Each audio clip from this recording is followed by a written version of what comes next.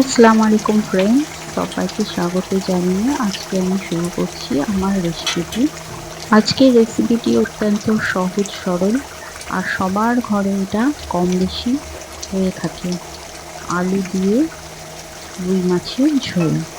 এই রান্নাটি অতি সহজ আর খেতেও দুর্দান্ত লাগে। তো আমরা আজকে এই রেসিপিটি কীভাবে তৈরি করতে হয় তার জন্য আজকে আমরা জেনে নেব। তো চলুন আমার রান্নাঘরে।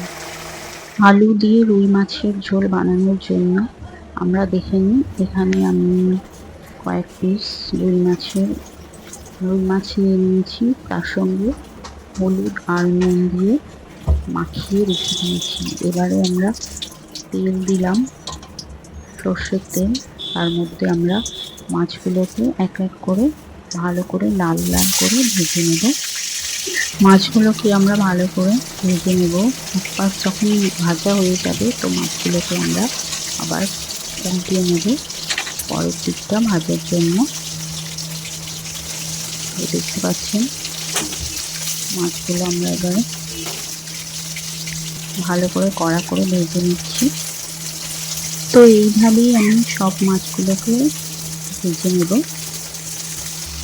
রুই মাছগুলো আমার প্রায় ভাজা হয়ে গিয়েছে, দেখতে পাচ্ছেন এটা শেষের দিকে। তো আপনাদের বলে দিই, আমার চ্যানেলটিকে সাবস্ক্রাইব না করে থাকলে অবশ্যই আমার চ্যানেলটিকে সাবস্ক্রাইব করবেন। আর ফেসবুক থেকে যদি দেখে থাকেন তো পেজটাকে অবশ্যই লাইক করবেন। তো আমি মাছ ভাজা তেলের মধ্যেই ফোড়নে দিচ্ছি একটা শুকনো লঙ্কা আর সামান্য পরিমাণ গোটা জিরে। তো ওগুলো দেওয়ার পর আমি একটা বড় সাইজে পেঁয়াজ দিয়ে দিলাম। পেঁয়াজটাকে ভালো করে আমরা ভেজে নেব। পেঁয়াজটাকে আমরা কিছু সময় ধরে ভেজে নেব। পেঁয়াজটার কালারটা যখন চেঞ্জ হয়ে যাবে তখন এর মধ্যে আমরা একে একে মশলা দিতে শুরু করব। তার আগে আমি পেঁয়াজের মধ্যে আলুগুলো দিয়ে ভেজে নেব। এইভাবে পেঁয়াজের মধ্যে যদি আমি আলুগুলো ভেজে নিই তো তরকারিটি আরও টেস্টফুল হবে। তো সেই জন্য আমি পেঁয়াজের উপরে আলুগুলোকে ভেজে নিচ্ছি ভালো করে, নাড়াচাড়া করে। তারপর আমি এর মধ্যে একে একে মশলা অ্যাড করব। তো আমি আদা রসুনের পেস্ট দিয়ে দিচ্ছি 2 থেকে 3 টেবিল চামচ। এবার ভালো করে এটাকে আমি আলুর সঙ্গে মিশিয়ে নেব আর আলুটাকে ভাজতে থাকবো। তারপর এর মধ্যে আমি হলুদ দিলাম 1 চামচ পরিমাণ। তারপর 1 চামচ পরিমাণ লঙ্কা দিলাম, লঙ্কা গুঁড়ো, জিরে গুঁড়ো, ধনে গুঁড়ো দিয়ে এবারে আমি আলুটাকে ভালোভাবে কষিয়ে নেব। এইভাবে বন্ধুরা একবার আলু দিয়ে রুই মাছের ঝোল করে দেখবেন বাড়িতে, অতি সিম্পল। তো খেতে অবশ্য খুব সুন্দর লাগবে আর খুব টেস্টফুল লাগবে। তো আমি সামান্য পরিমাণ নুন অ্যাড করলাম।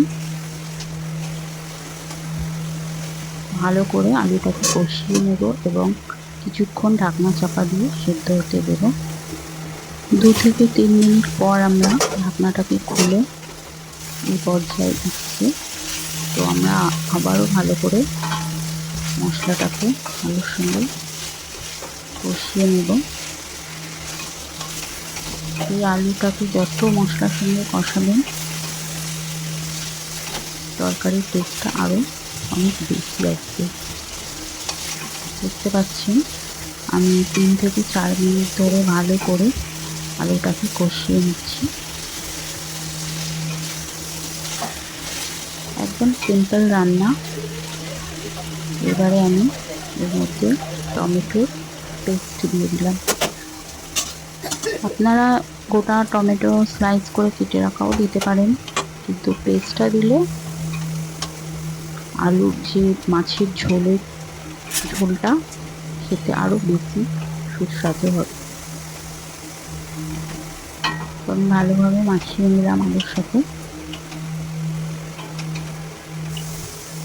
একবার ট্রাই করে দেখবেন। রান্নাটা একদম সিম্পল। দেখতে পাচ্ছেন আমি আলুটাকে গলতে দেওয়ার জন্য আরো 2 থেকে 3 মিনিট ঢাকনা চাপা দিয়ে এই পর্যায়ে এসেছি। আমার আলু প্রায় 80% গলে গিয়েছে। আবারও একটু আলুটাকে নেড়ে চেড়ে এর মধ্যে আমি পানি অ্যাড করব। দেখতে পাচ্ছেন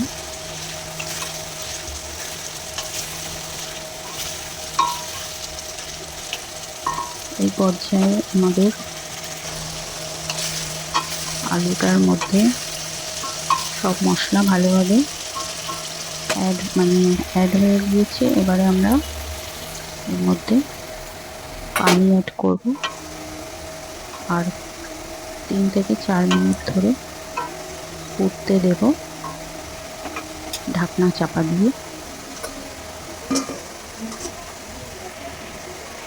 পরের স্টেপে আমাদের ফুটে গেছে।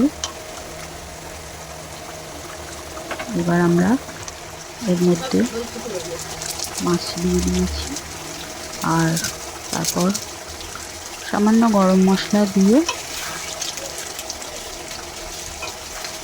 এবার আমরা নামিয়ে দেব। দেখতে পাচ্ছেন তরকারির কালারটা কতটা চেঞ্জ। তো আজকের মতো টাটা।